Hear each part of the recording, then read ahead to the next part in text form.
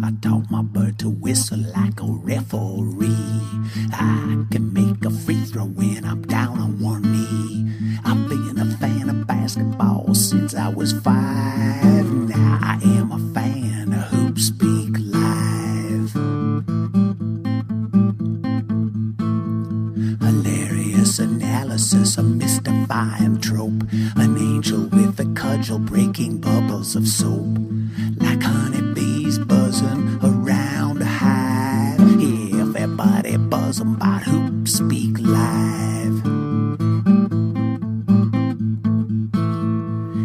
Hey, welcome to HoopSpeak Live. I'm Beckley Mason. No Ethan Sherwood-Strauss today, but we do have our co-host, Zach Harper.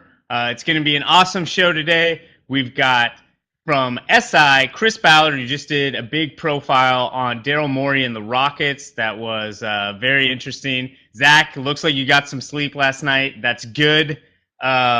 Today's show is brought to you by the... This is just how the hair works. That's what you get for showering. Once they comb your hair when you get it cut, that's your only opportunity. It has to stay there until shower, and then it's all bets are off. Anyway, today's show is brought to you by the Pau Gasol Relief Fund. Ladies and gentlemen, there are 7-foot Spaniards who need your help. You can email hoopspeaklive@gmail.com to donate. Also to donate opinions and ideas and stuff that you want us to read on air. We do check that regularly, and we'll have a lot of fun with it. Okay, so we're going to talk about Gasol to start here. And as we're doing this, I encourage everyone watching to go on to the ESPN trade machine and find a trade for Pau that you like and send it to us. And then the second half of the show, we're going to read them and talk about them. But first, let's just talk about Pau, who, if you didn't see it, is out indefinitely with knee tendonitis, both knees. Zach, this is sad. It's also quite convenient that all of a sudden the tendonitis has become so bad that he cannot play because they seem to not know what to do with him. So why not just remove him from the equation at all? The thing that's weird about them is it's not weird that they're a much better defensive team with him on the court, but they seem to, at least in the Orlando game, they were a good defensive team when he was on the court and a bad offensive team, which is not something I would necessarily expect, especially in D'Antoni's system. And something I've talked about a lot lately is I expected Pau to come in and be the Boris Diaw with D'Antoni's system. What I forgot to factor in was Boris Diaw was awesome in that system until Amari came back. And then they didn't really know how to coexist. And Dwight and Pau don't seem to know how to coexist in that system right now, and that's something they have to work out. So it's good right now, I think, to just remove him, figure out the roles with everybody else, hope to get a point guard back, and then when he's healthy enough to play, then you can really kind of ease him back in and figure out if that works, or you just trade him and get him the hell out of there. Yeah, D'Antoni was saying that he felt like they had an athleticism deficit. And this is against, I think he said this after the Magic game, which is not exactly a team that's like flying around the court with their front line. I mean, Ione is active and, Davis is kind of quick for a fat guy, but like they're not a particularly, explosive, high-leaping team. But it's true. D'Antoni, I think, is because of some of the things that are associated with Nash, who's like a small white guy, his system isn't thought of as like an athlete-friendly system in the same way that maybe some others are. But really it is. Like he needs his 4 to be like Sean Marion or Diaw or Amari. Pau is basically a center, as many have said, in a one out or a 4-out, 1-in system, having 2 guys who basically always need to be in is a bit of a problem. I feel like there are tweaks that can be made pretty easily to make it work, but I think you need a healthy Steve Nash to make those tweaks effective. Like, you can't make it work with Chris Duhon and Darius Morris running the show. You need a very good point guard. Even Steve Blake, I think, would make it work because he can be a point guard. He actually has tangible talent that you can point to, unlike the other 2 guys that are trying to get by right now. So I think it can work, but at a certain point, if he becomes too much of a head case, not in a DeMarcus Cousins kind of way, but just more of like he doesn't know how to play anymore. If he can't figure out how to play with those teammates anymore, then I don't know. $19 million is a lot to trade too. So I don't know what you do. I think they should just force him into retirement, break his kneecaps, and force him into retirement. Controversial decision there. Hopefully our viewers will, hit us up with some good trades here that we can think about. A lot of people have speculated him to the Bucks for some shooters, some little more punch. It'd be nice to bring a guy like Monte off the bench. But I think, at the heart here is you have two big guys, and while they're both mobile for centers, I think Dwight has been getting like a serious pass. I know he's coming back from injury, but there's a moment in the Magic game where the ball was rolling and it was like right in front of him, and he kind of like half-heartedly bent down, and then Jameer Nelson grabbed it, threw it up court, and it became a three. And it was like, well, those are like the kind of plays that even really talented teams have to make. And to me, the Lakers don't look like a team that's paying attention to all the details and with much urgency right now. Yeah, I actually thought he got a raw deal in the Magic game because they gave up a lot of points in the fourth. And it's like, oh, Dwight's supposed to be this great defender who fixes everything. And I've even said that to some degree. And he played really good defense in the fourth quarter. He stepped up. I mean, the guards on the perimeter didn't take away any penetration. They just let Jameer Nelson get into the paint. And he had to step up and guard that. And that's where you expect someone to drop down into help. And Anton Jameson and Metta World Peace didn't do that at all. Like, they just didn't drop into help. So then you have guys wide open to the basket, and it's like, why isn't Dwight guarding the basket? Well, he can't guard all five players. It looked like he has in the past, but he can't do it. Yeah, and I think the system that he had in Orlando probably helped him by letting him know when people were going to be coming down the pipe and allowing him to help. I just wonder, to me, and I know you say some small tweaks could be necessary and could make Pau and Dwight make more sense, but doesn't it seem like this should be the kind of team that pounds the ball down low and tries to kill on the offensive glass and kind of get efficiency through being on the boards and getting free throws rather than spreading the court out? I think it can kind of be both in a way. I mean, I don't feel like D'Antoni's system is so far removed from allowing you to pound the ball inside and be a monster on the glass. I think that it might be as simple as moving a guy in 3 feet closer than he normally would be and finding a way to have them close to the basket but still space properly. Like, I kind of look at how Dirk would play in the mid post in Dallas with Tyson Chandler spacing the floor on the other weak side. He didn't have to go out to the 3-point line. He was around the basket, but they still had spacing. I think Howard and Gasol are good enough to where you can still have that interior presence and still surround them with the shooters that D'Antoni needs. Right, and Amari, they played at the high post there. My quibble there would be Pau doesn't score from that range, right? He shoots from that range fine, but he doesn't score. You can't throw it into him and kind of just let him go to work from 17 feet.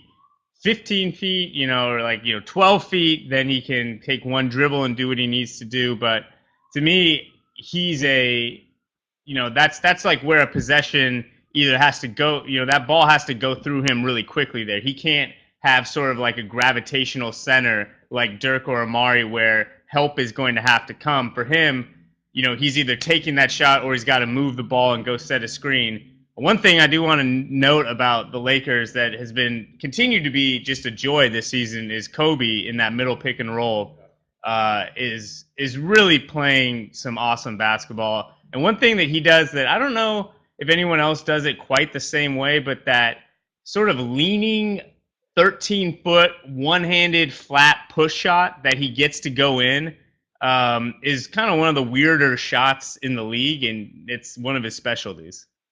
I have a quick question for you about the whole idea of Pau in the Yeah. mid post and the spacing. Isn't that something you could? I mean, if you have the shooters on the floor to keep the space, couldn't you bring Dwight to the weak side and run a quick like mid pick and roll with the two big men? I think Dwight is obviously quick enough to do it. And I think Pau is skilled enough where it's not something you run every time, but I think that's a wrinkle you can throw in to kind of keep the defense, a little skittish.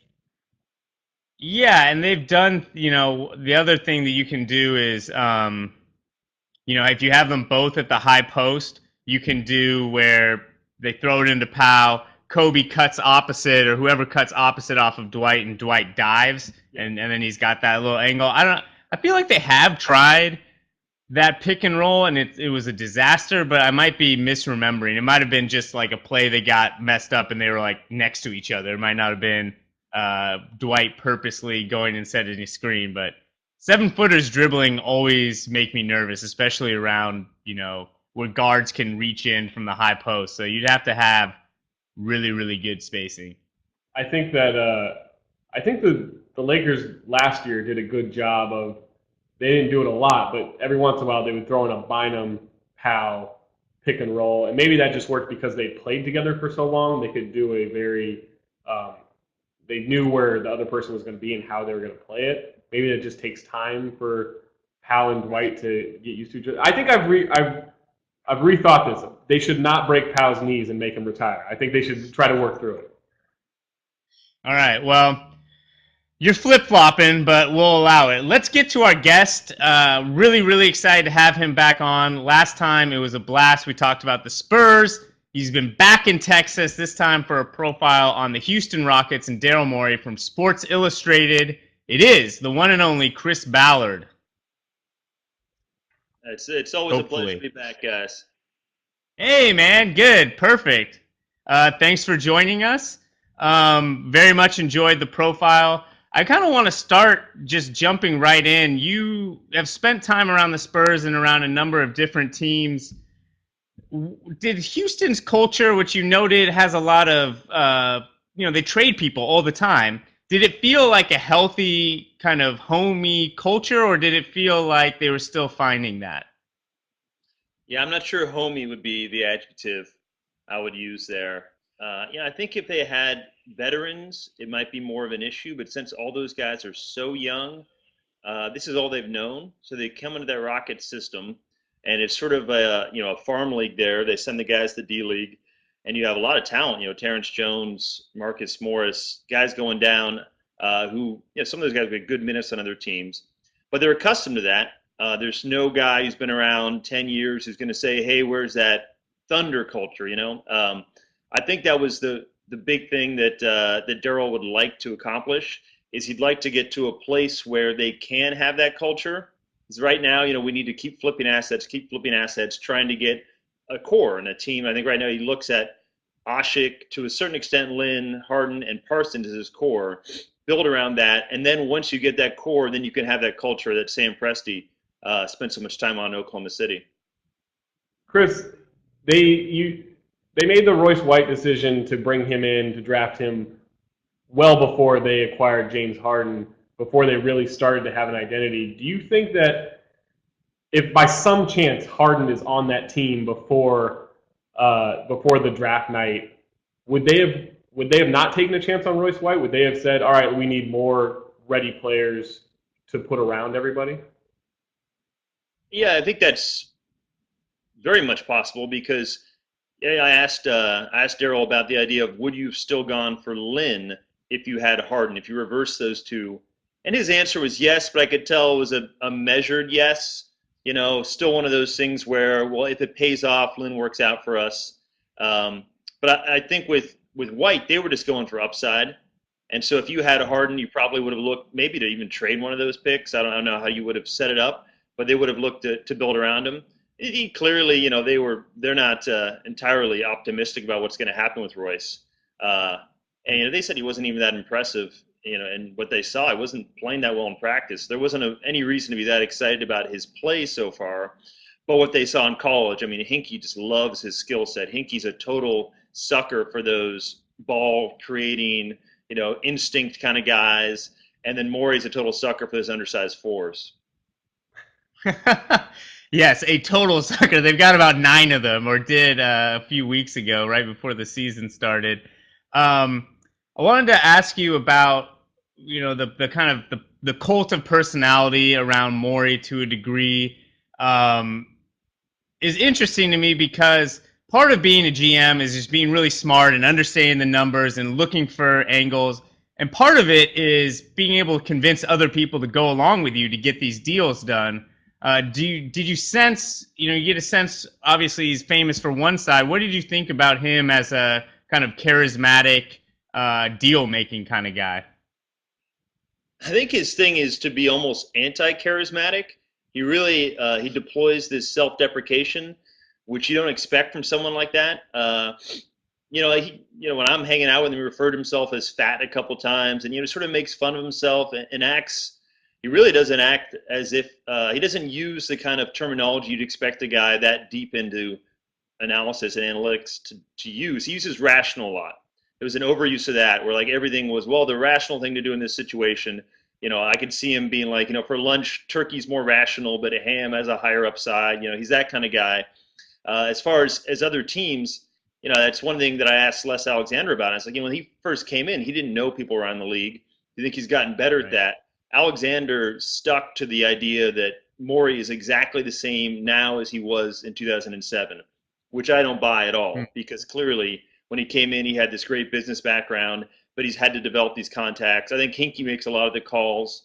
I think he's built a lot of relationships, but to have that ability to pick up the phone like some of the other GMs have, I'm not sure that's still there. I'm not sure all the other GMs want to receive all those calls from the Rockets. With GMs today, it seems like there is so little patience to turn something around, and he actually inherited a team that had superstars that just their body parts died, and they didn't get to use them anymore, and he had to really start from scratch. What about Morey has made Les Alexander so patient and not really knee-jerk as today's culture tends to be? Yeah, that's one thing I was curious about. I guess you really could say he hasn't failed on more than 10% of his moves so far. So it's been successful there. Really, they all talk about Tracy and Yao and two guys in their prime. It's really hard to think of a way that someone could have done much better of trying to maximize that and then not hang on to those guys too long. I think Alexander wants to take big risks, and they're taking the biggest ones possible. They went after Bosch. They went after Carmelo. Remember, they got Pau, so they're certainly trying to do that. And I would have loved to see how they would, Carmelo in retrospect, if you had him last year, would have been interesting on that team. Carmelo now is a little different. But that's one of those things I asked him about, like, how do you draw that line of who's the franchise player and who isn't if they're going for this foundational guy? And they couldn't say anything on the record, but that to me is like, where's that marginal guy?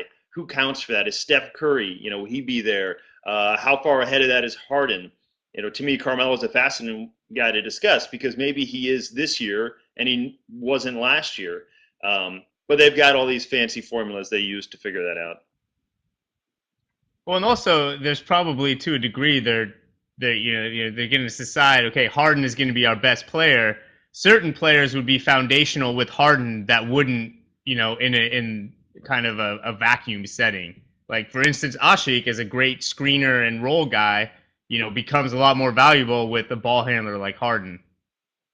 Yeah, and I imagine almost anyone but like a Dwight Howard type, Ashik could probably start on that team, right? Because who doesn't want a great defensive center who doesn't need to shoot the ball? He's actually a pretty good passer. A few things I was impressed with when I was down there was the passing of Ashik, Marcus Morris, and his three-point shooting. It's almost like a Del Curry release now. He angles his toe, and he doesn't really jump at all in his shot. He's got a high release. I didn't realize he had that kind of shot. I think he was working on it. Ashik, and then Chandler Parsons all around. I mean, that's a guy. Think about it. Like, if he were on the Lakers right now, that's what they need: that long wing who can defend, who can hit a spot up three, who can pass, who's cheap. So I was impressed with some of the pieces there. I think you're right. With Harden, because he can handle, you can put a lot of guys around him, but I don't think ideally he should be your best player. I mean, maybe he shouldn't even be your second best player. I think ideally he should be your third best, sort of like, that place, Oklahoma City, and what they had. How is there any Lin sanity still in the league? Is Jeremy Lin still an international superstar even in Houston, or is that strictly a New York area thing? There was a lot of media for Jeremy when I was down there. So if there's no Linsanity, no one's told us yet, apparently, because it was Michael Lewis had been there the night before I was. He's thinking of doing a story for Vanity Fair on Jeremy. Another one of our writers, Albert Chen, was down there. We overlapped. Woj had been down there and did a big story on him. So the Rockets were a little amazed because suddenly they had all this national media because of Jeremy, and then a little bit of a follow-up because of James. I don't necessarily think there's a fan reaction in Houston along those lines. There's a lot of wondering about whether or not he's going to be able to shoot. And I tried to tweet this and failed horribly yesterday, but one of the cool things that came from this story is I did a little item online about Doc Shepler, who's been working with him as a shooting coach, mainly in the summer. And then afterwards, Doc sent me an email, and Doc had this, it didn't sound like a coach. He was talking about Jeremy's form, and he sent me a photo of the shooting machine that they used in the summer from their last sessions. And he said, this is all positions on the floor, including free throws. And I think it was 350 out of 427 made for 82%. And then Doc Shepler wrote, tonight's game is an example of what I'm referring to, arc tight, and then like 10 money signs in a row. If the arc's a bit high, it equals short. He's going to break out, Chris. You watch. So apparently he's a great practice shooter. Yeah, it'll probably take, I read that bit online, and we'll throw a link in the chat here about Jeremy's, work to lower his arc, which is, as you noted, not usually the case. Usually it's the other way, that they need to get that ball up. One thing I've always been curious about, and I wonder what you thought being down there, is why does Houston not feel like a big NBA town? A lot of players live there. It's a huge city. There's no taxes. Why does it have this underdog feel that, say, even Dallas doesn't? That's a good question. Partly that downtown is really sort of dead. In the area right around Toyota Center, it just doesn't feel like a real downtown. I don't think you have the kind of outside personality like Cuban brings to Dallas, and you haven't had a star along the lines of Dirk or even Jason Kidd there. These guys like Lowry are guys that we love, the basketball people love, but I don't think they're the kind of people that get national attention. The tradition's there, so you'd think that'd be the case.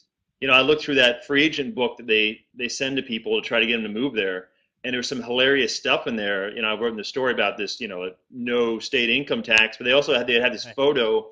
If you live in Houston in the winter, instead of having this on your car and it had a picture of like a Ferrari with a snowplow on the front, you can have this, and it was like booming speakers in the back, and they had this whole book trying to get free agents to understand just how warm and cheap it was to live in Houston.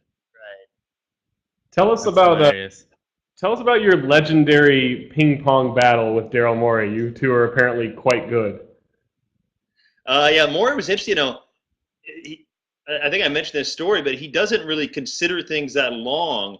I was surprised. He just brought up ping pong immediately. He's like, "You want to play?" And I said, "Yeah." And he's like, "I think we have a table downstairs." And as we were walking downstairs is when he told me that Clyde Drexler story, which I loved because I could just envision Clyde being so super confident. So he tells me about Clyde playing him. Clyde just sure he's going to win, and it's like, 18-13 and 19-13, and Clyde's still going on, and he beats Clyde. But Morey, he was very concerned about how this would go down, so he didn't want to play. He wanted to make sure we played 5 games in case he got up to a slow start, or if I surprised him a little bit. We had to rally for a while. He didn't show me his good serve while we were rallying, and then he went to the hardcore, drop and spin, and it was very tough serve, and he was good. He had the big foot stomp forehand coming over. He's got the fancy paddle, and he was telling me about all the other good players. Apparently, Rick Carlisle's very good, and when Morey won the NBA ping pong title last year, this big event apparently they have where some guys really compete. He borrowed Carlisle's paddle to win it, so he was happy about that. He'd lost to Bob Weiss the year before, and he said that was horrible because he lost to like this 70-year-old who was playing old school style. But Morey's good, but you could tell he was going to scout it first. He wanted to make sure I wasn't too good before he played me. And Papa Shot, he wanted to play too, which would have been more fun for me at least. Yeah, I like the idea. If there's one way to convince other NBA execs that you are a cool dude worth dealing with, it's winning the ping pong tournament. Yeah. I think that's sort of a language certain guys speak. I love the game, so I couldn't blame him. But he clearly, he's been training with this former national champion, Jimmy Butler. He was telling me about that. So he's serious. Yeah. And he said, against Jimmy, they play to 11, and if Jimmy spots Daryl 7 points, Daryl loses. If Jimmy spots him 8 points, Daryl wins. And he's trying to break down like the 7-point range. That's what he's trying to do. Wow. Well, life and times of an NBA executive, I guess. Yes. Thanks a lot for coming on, Chris. And next time I see you, hopefully we can play. I fancy myself a bit of a table tennis player myself. Indeed. I love the comments right now. Yeah, it's a lively chat section. Yeah. Well, all right, man. Thanks a lot. Guys. Thanks, Chris. Excellent. Do it again soon. That was the always entertaining and quite the NBA raconteur, Chris Ballard. That guy has stories for days. How he doesn't have a podcast is sort of beyond me. He probably just doesn't want to deal with it. And if you haven't read his book yet, you should do it because it's phenomenal. It's an easy read. It's really good, really detailed, and yet very fun. The words aren't too big, but they're put together in really pretty ways. It's nice. All right, cool. Let's try some of these trades. This is from Brandon, and let me see if I can read this. Okay, we've got Josh Smith and Zaza for Pau Gasol. Zach, up or down? What do you think? I say down because I don't like the cap situation it puts the Lakers into going forward. They would have to make a decision this year on whether they want to keep Josh Smith, and I think that ruins their plans. I would love to see Josh Smith and Steve Nash play together, but I would also like to see the Lakers get a shooter out of that if they can, and maybe if it's even just Morrow. All right, next one from Danny Chow. So Larry Sanders, Monte Ellis, and Beno Udrih for Pau Gasol. I kind of like this one. It gives them a reasonable backcourt, a set of backcourt guys who can play, and Sanders, is a backup center. They'd have to play a little smaller than they've been playing, and they'd have to move Metta World Peace to the 4 instead of the 3, which actually I like him there anywhere. But I'd be interested in this, depending on how all the cap stuff worked out. I guess Udrih would be off after 1 year, so that's not bad. What do you think? I would love to see Monte and Kobe try to coexist. I don't care if I don't care if it helps them. I just want to see that. I would also just like to watch Steve Nash on the court with Monte and Kobe at the same time, and just like seeing the calculations in his head of how many times everyone has gotten the ball and how that's all working. Yeah. Okay, we got one from our man Steve McPherson. So this is Gasol, believe it or not, for Calderon and Bargnani. Oh, man. Do not like Bargnani and do not like him in LA. I do not see that going well, but I do like Jose as a backup point guard for them because he can really shoot and move the ball. What do you think? If you throw Ed Davis into the deal, I like it. Just toss in that lottery pick into the deal. That's then I'm into it. All right, last one. Thank you to everyone who wrote in. This is from Curtis Harris, friend of the show, friend in real life. Curtis Harris. We got David Lee and Biedrins for Pau. No me gusta. I tried to trade Curtis in fantasy. I tried to trade him Pau and George Hill for Rubio and David Lee, and he said no. So I say no. Okay, the kibosh has been put in there. All right, I know you have to go, Zach, so we're going to end right at 3:30, being really awesome with Dagger Smash noted. I'm going to just jump ahead of the line here and talk about how bad Philly's bench is in my Dagger. Philly's bench. Come on, guys. Used to be the night shift. Now you're kind of the bench slob. You are the reason that Thaddeus Young is plus 31 in his on-court, off-court rating because you can't score at all when he's not on the court because, believe it or not, Spencer Hawes, Lavoy Allen, and Kwame Brown are not exactly drawing the D from Nick Young and Darrell Wright, and when they don't have open shots, it gets ugly in a hurry. Mine is, I wrote 2,400 words on how bad the Wolves are shooting three-pointers. So go read that. There's a link in the chat. They're really bad. All right, James, peep by. Come by and give us your noted. The wise James Herbert. I don't know if this is wise, but my noted is just that I'm going to be watching a D-League game tomorrow at like 11 a.m.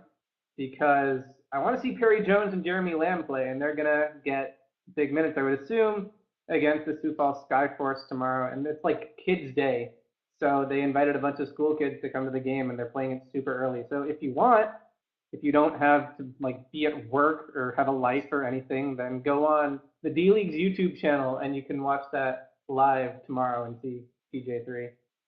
That is a good note. All right. Well, thank you to Chris Ballard. Thank you to everyone who watched, especially those who sent in trades, even the ones we didn't get to. That's James's fault. He edited them. Roger Bain, take us out.